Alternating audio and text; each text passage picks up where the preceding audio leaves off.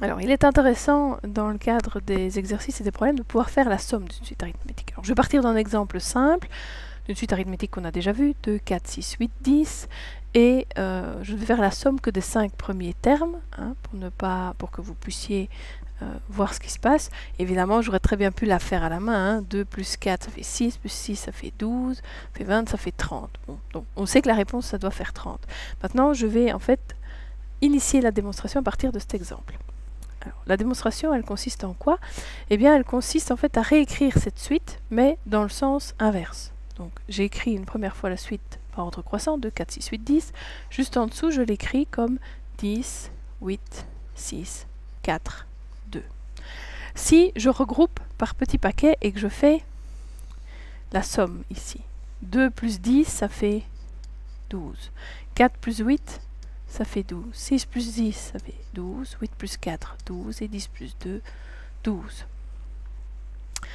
Donc en fait, si j'additionne les deux suites, donc je vais faire la somme des 5 termes, c'est donc 2 plus 4 plus 6 plus 8 plus 10, mais cette somme des 5 premiers termes, c'est aussi 10 plus 8 plus 6 plus 4 plus 2, puisque c'est commutatif.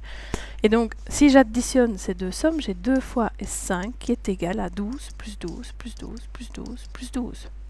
Autrement dit, 2 fois la somme des 5 premiers termes, c'est 5 fois 12. Mais 12, qu'est-ce que c'est? Eh bien, 12, c'est en fait chaque fois la même chose. Ici, c'est U1, là, c'est U5, U2, U4, U3, U3, U4, U2, U5 et U1. Donc en fait, 2 fois S5, c'est 5 fois 12, mais j'aurais très bien pu dire que c'était U1 plus U5 plus U2 plus U4 plus U3 plus U3 si je veux tout développer, plus U4 plus U2 plus U5 plus U1. Mais on a vu que ça faisait toujours 12. Donc en fait, U1 plus U5 est égal à U2 plus U4, U3 plus U3, U4 plus U2 et U5 plus U1. Donc, je peux dire que c'est 5 fois U1 plus U5. Donc ça, c'est toujours pour 2 fois la somme des 5 premiers termes. Donc la somme des 5 premiers termes, finalement, c'est 5 fois U1 plus U5 divisé par 2. Et donc, qu'est-ce qu'il faut retenir de cette formule? 5, c'est le nombre de termes que je veux additionner. U1, c'est le premier. U5, c'est le dernier. Et je divise le produit de U1 plus U5 par 5. Je le divise par 2.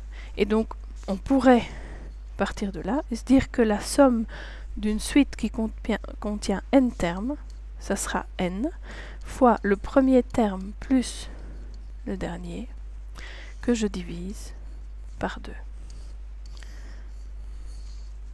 Voilà, ça c'est une idée de démonstration en partant d'un exemple. Donc j'ai pris la somme des 5 premiers termes d'une suite 2, 4, 6, 8, 10.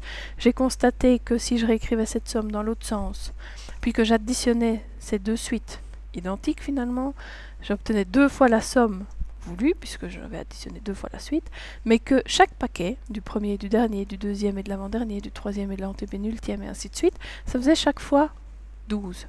Et donc, 2 fois la somme voulue, c'était 5 fois 12. Mais 12, c'était U1 plus U5, U2 plus U4, U3 plus U3, qui valait à chaque fois 12.